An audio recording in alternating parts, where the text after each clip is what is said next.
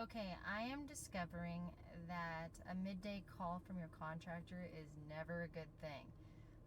They started the excavation today, and when they were digging and figuring out what the foundation was, they dug and they found no foundation. The house was built directly in the dirt, directly on the grade, and so the water had come down the hill and has been eroding away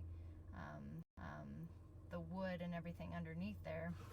So I have to create a whole foundation for that area.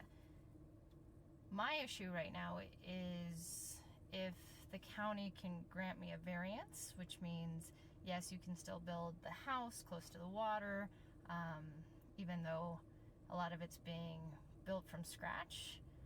There is an original wall and one original room, so we're hoping that we can still concerted remodel. Otherwise, I get the variance. Or they could tell me that they're not granting it, and I have no house right now. To say I'm panicked is probably an understatement. Yeah, I'll let you know how it goes.